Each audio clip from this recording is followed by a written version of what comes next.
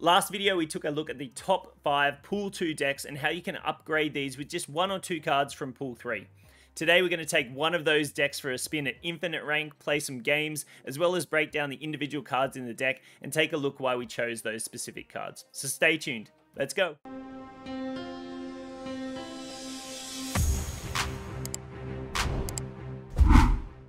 Hey, Milky here, back again with another one. Today we're going to take the Pool 2 on reveal deck with the upgrade cards that we talked about in the last video, and we're going to take it for a spin in some games. We're also going to talk about why we include certain cards in the deck as well. I'm not the type of person that likes to recommend a deck for people and not play it on the ladder or play it in some games. I like to show you that the decks that I recommend can really work on the ladder and work in some high level games. I like to show you the play lines that I make and the decisions that I choose throughout the game to hopefully help some people as they might pick up these decks and play them themselves. Alright, with that being said, let's go ahead and jump into the on reveal Pool 2 deck with a couple of key upgrade cards from Pool 3. So this is the on reveal deck that we have coming out of Pool 2, but with some key Pool 3 upgrade cards, which I think just take this deck to the next level.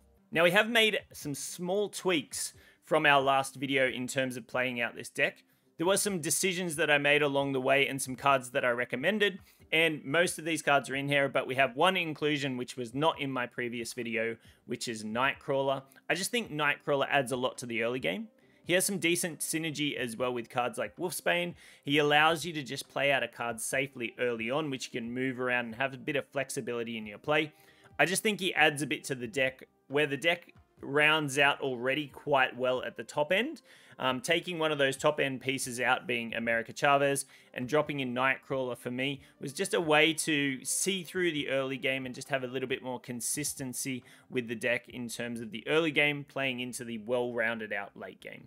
Alright, so we won't go through every single card because you know many of these cards very, very well, but some of the key inclusions that I have in this on reveal list, which I think work really, really well, is Ironheart and Wolfsbane. And these are often included in on-reveal lists for sure, but I think it just gives you a little bit more flexibility late on in the game. Because they both cost 3, it means you could play potentially both of them on turn 6. And if you're playing them on a Wong location on turn 6 and you have the board space to do it, Ironheart's going to represent 12 power buff across the board, as well as Wolfsbane providing a massive single location winning play. It's just something to consider. I just like having the flexibility of potentially being able to play both of them late on in the game. Another key inclusion here is Storm, and we had a couple of questions about Storm coming out of our last video, but I love Storm in this deck because your ability to add cards to her location or the flooded location even after it's been flooded. We have great ways to get into this location with cards like White Tiger and Dr. Doom, so playing a Storm out even on turn 3, if you've got the cards ready to go late on in the game, can just be a very solid play line as well. We also have notably Jessica Jones in the deck, who works very well with Storm.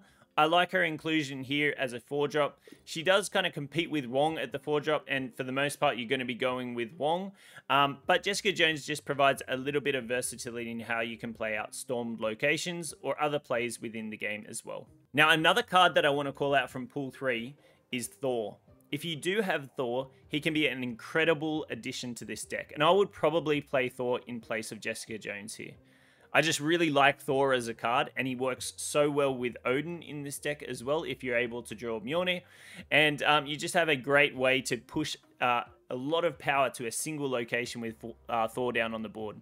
I think Thor being a 3-drop now, his recent changes was actually a big buff to him, so I think he just makes him so much more playable in these types of decks, and something that your opponent also has to think about playing around as well. The big game-changing Pool 3 addition to this deck is Wong.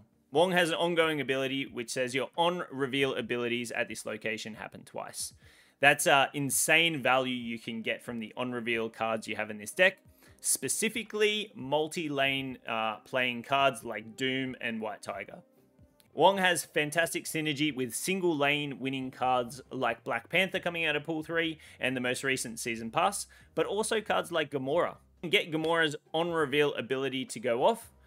Doubling down on that with Wong is a huge buff to a single lane, which for the most part is going to be very difficult to counter for your opponent. outside of direct counters like Shang-Chi. We have White Tiger in this deck, and she just has fantastic synergy with Wong, providing 15 power if you've got Wong already on the board. She's a massive push to multiple locations, allows you to get into storm locations or unreachable locations. She just does really, really well as a part of that combo. The other pool 3 card we've chosen to include in this list is Dr. Doom.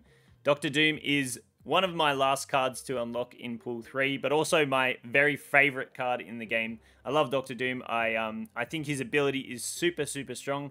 As a 6-drop, he immediately represents 15 power on the board. And with Wong, he represents 25 power across the board, which is pretty huge in itself. Again, great way to reach flooded locations and unreachable locations, but he also pushes firepower to Wong location, which is good, and something that White Tiger kind of lacks a little bit. The other game finishing card that we have in this deck at a 6-drop is Odin, and because of the way Odin interacts with Wong, if you're able to get Wong down on the board and say a White Tiger right there on that location as well, you'll immediately get the 2 tigers spreading out into the other locations on the board. If you then have Odin on turn 6 to play onto that Wong location with White Tiger there, Odin will then trigger the White Tiger to happen 2 more times, so 2 more 7 drops of the tigers going out onto the board, and then Wong will trigger Odin again, which will also then trigger White Tiger again, so 2 additional tigers going out onto the board. That's 28 power on the final turn just in tigers, plus the 8 power that Odin brings to the board for a total of 36 power on the final turn, which is a massive power push across multiple locations on the board. Very difficult to counter outside of direct counter cards for the most part. Most people have a pretty good idea of how on-reveal decks work, being one of the strongest decks you can play in Pool 1. But somewhere along the way, people kind of get over it or kind of get bored with on-reveal and they move on to other things. But I think this deck comes back with a vengeance in Pool 3.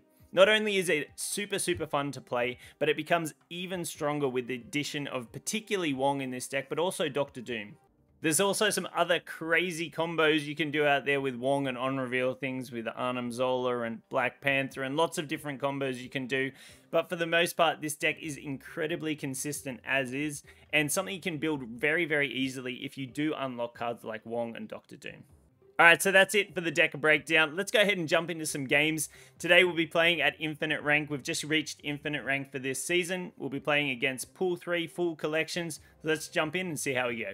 Alright, jumping in this new one, straight into Olympia.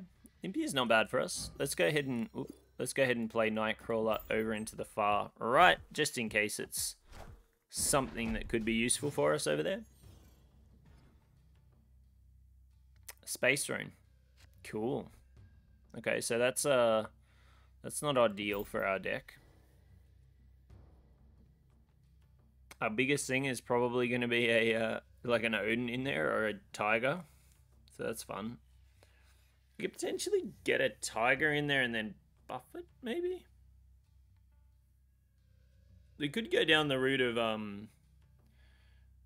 Wong, White Tiger, and then see if the White Tiger jumps in there and then buff it with Ironheart, maybe. Potentially even twice. We'll have to see. That could actually be a play line. Other than that, we could just storm it away. I'm wondering if this guy actually has big cards in his deck, though. Because that could be a really, really interesting play line that we go down.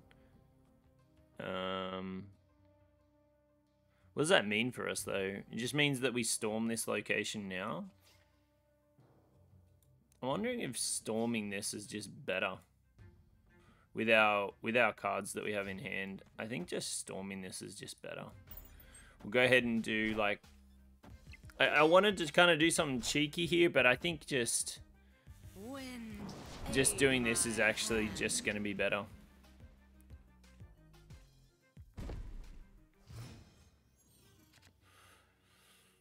Let's go ahead and Wong over here. We can always move Nightcrawler across should we need, but I think we're setting ourselves up for the White Tiger Odin play here, which does push a lot of power in the board. That is a huge turn though by him.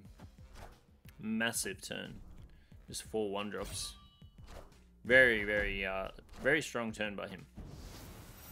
So I think depending on how these tigers jump and jump again, We're going to just leave Nightcrawler. We're going to see it out and see what happens. Massive buff from him. So he got Onslaught there on the final turn, which would be huge. Okay.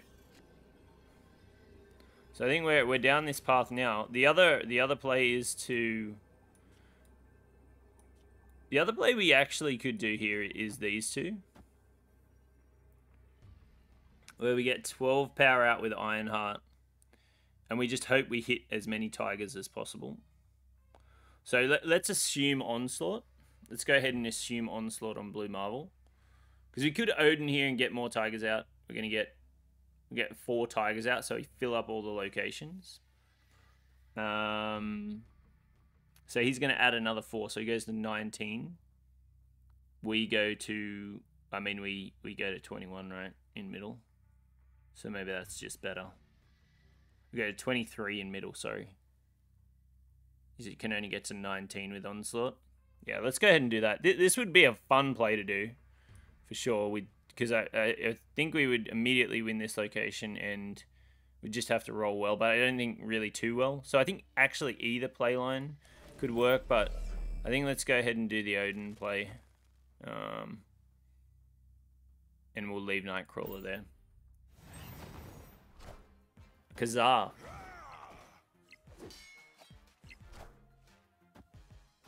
Kazaa Iceman. Okay. We were banking on the Onslaught, but yeah, this isn't gonna be enough. It actually does push exactly the same amount of power as Onslaught. But yeah, we come over the top with the Odin Tiger play for the triple location victory there. Very nice, very nice. All right, jumping into game 1, and we have Isle of Silence straight off the bat. So we don't want to be playing Wong in there. But we do have Wong in hand, which is always good for this deck. Now we have the option to go ahead and drop Sunspot early, or we could potentially play an unflip location with Nightcrawler. I think getting out Sunspot because we might play Nightcrawler next turn is going to be the play here. That sounds pretty good to me. Iceman does hit Nightcrawler, so we're not going to get the value on Sunspot with playing Nightcrawler, but I think that's still okay. Let's go ahead and get Nightcrawler out.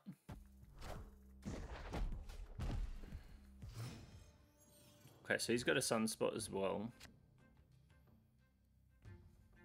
Alright, so we could storm that location immediately into Wolfsbane, which is actually probably half decent for us. I think I'm going to go ahead and do this, because I wouldn't imagine that he plays in here. Assemble. We were right. Wind, aid my hand. So we can also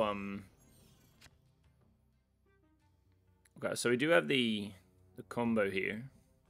I also wonder if he's just able to beat 8 power, which I don't think he is. So I'm going to go ahead and do prepare for Wong in the middle. Okay. 8 power White Queen. That is unexpected, but that's okay. We do have the Doom play. So, look, I don't love snapping for content, but I really want to do it here. Just because often when you snap people, they flee. But I'm going to do it here. And I think what I'll do is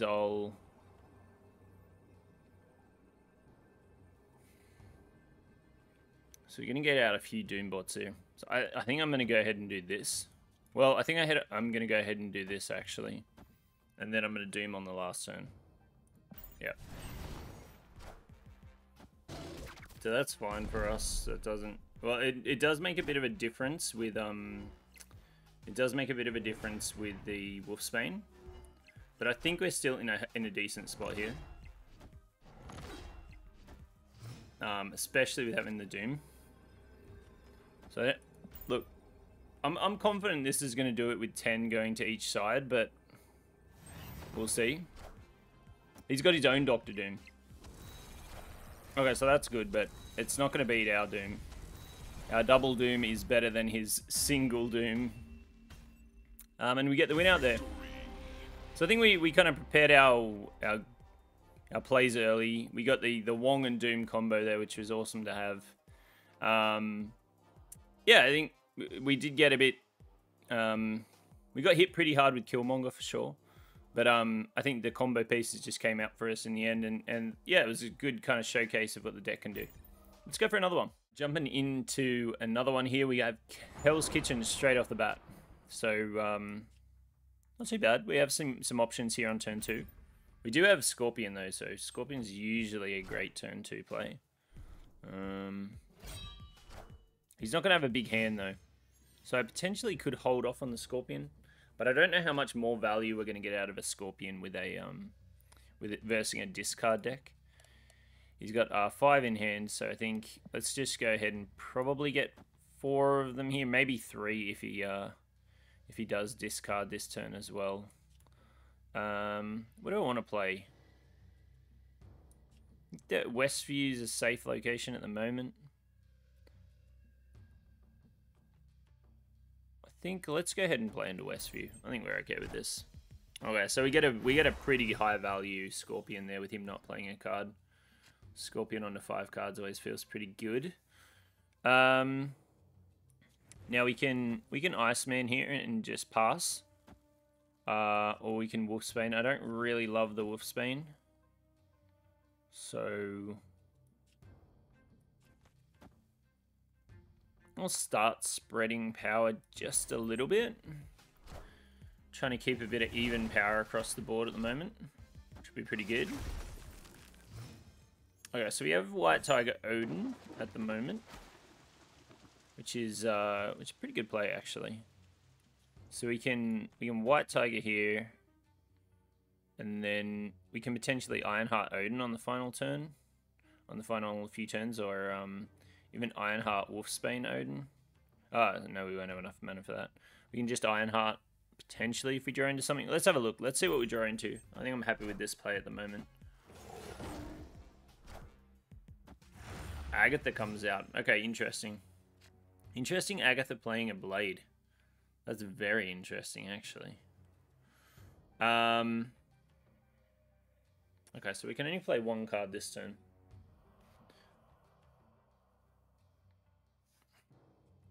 So I think this is actually the play. It looks a little funny, but I think it sets us up to potentially win these 2 locations. This is going to always be tough with Agatha.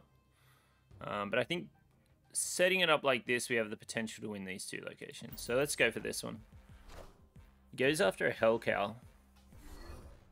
Gets rid of his Hella, so that's unfortunate for him for sure.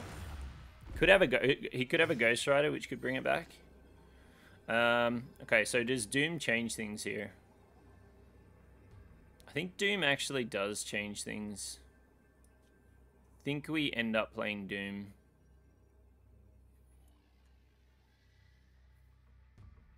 Yeah, we do end up playing Doom. We'll play Doom over here. Don't know. Let's see if we can win this one. This is a Magneto. Location's full. So we do draw it up there with the Muir Island going off on 4 cards. Right, so heading into another one, we have Asgard straight off the bat. Not too bad for us. Let's go ahead and play Iceman in there. Maybe we can. So we're gonna be challenged here. We do lose Jessica Jones. Okay, so just gotta remember that. Cloning Bats is an interesting one. Sunspot or Nightcrawler is probably our best card for this one, but I don't mind him thinking that he needs to play cards, potentially. The other option is to try and draw cards with Asgard.